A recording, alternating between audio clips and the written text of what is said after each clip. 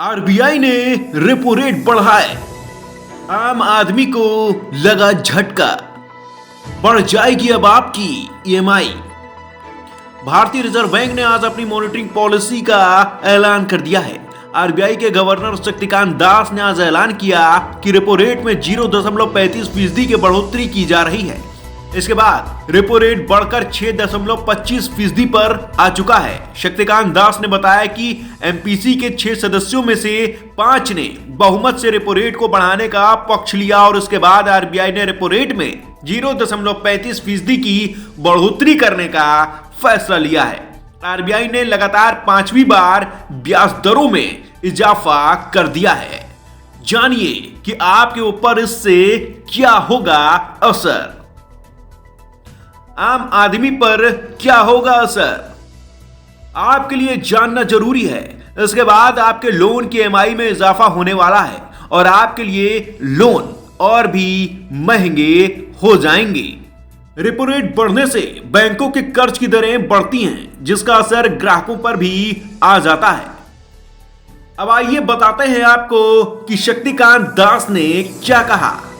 RBI governor Shaktikanta Das ने कहा कि हम एक और चुनौतीपूर्ण साल के अंत में आ गए हैं। देश ही नहीं बल्कि दुनिया के कई देशों में महंगाई दर बढ़ती ही गई है और देश में सप्लाई चेन की स्थिति को ग्लोबल जियोपॉलिटिक्स परिस्थितियों के कारण चुनौती का सामना भी करना पड़ रहा है। बैंक क्रेडिट ग्रोथ लगातार 8 महीनों से दहाई अंकों से ऊपर जा रही है, जबकि महंगाई दर ऊपरी स्तर पर ही बनी हुई है। इकोनॉमी को लेकर शक्तिकांत दास ने क्या कहा। शक्तिकांत दास ने कहा कि भारत की अर्थव्यवस्था अभी भी सबसे तेजी से बढ़ने वाली इकोनॉमी बनी रहेगी और भारत के माइक्रो इकोनॉमिक फंडामेंटल मजबूत हैं। भारत के कैम्पेक्स से इकोनॉमी को फायदा मिला है। महंगाई पर आरबीआई ने क्या कहा। आरबीआई गवर्नर ने कहा कि इस साल के लिए अभी महंगाई दर का तय लक्ष्य दूर है। हालांकि अक्टूबर में रिटेल महंगाई दर की कमी देखी गई है। वित्त वर्ष 2023 के लिए महंगाई दर 6.7% पर रहने का अनुमान है। देश की आर्थिक विकास दर को लेकर क्या कहा गया। शक्तिकांत दास ने कहा कि देश की आर्थिक विकास दर यानी जीडीपी के लिए अनुमान को 7% से घटाकर 6.8% किया जा रहा है। ग्लोबल इकोनॉमी में अभी काफी अनिश्चितताएं हैं और इसका असर भारतीय इकोनॉमी पर आना स्वाभाविक है। फिर भी इंडियन इकोनॉमी तेज गति से ग्रोथ हासिल करती रहेगी। आरबीआई का क्या रुख है। आरबीआई की मॉनिटरिंग पॉलिसी को लेकर विड्रॉल ऑफ अकोमोडेशन का रुख बरकरार है और आज की पॉलिसी में बैंक रेट और मार्जिनल स्टैंडिंग फैसिलिटी की दरों में भी 0.35% की बढ़ोतरी देखी गई है। इसके बाद बैंक रेट और एमएसएफ 6.50% पर आ चुके हैं। आरबीआई पिछली 3 एमपीसी बैठक में बढ़ा चुका है 1.90% दरें।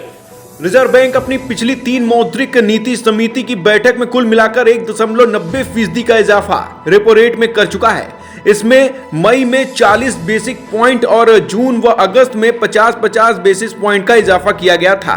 आज से रेपो रेट 5.90% पर था और आज रेपो रेट 0.35% बढ़कर 6.25% पर आ चुका है। इसका मतलब अब आपके लिए जो लोन है वो महंगा हो जाएगा और लोन की ईएमआई बढ़ने से आपकी जेब पर अब असर पड़ सकता है। बहरहाल इस तरह की ताजा तरीन रिपोर्ट को देखने के लिए सब्सक्राइब कीजिए लाइव इंडिया।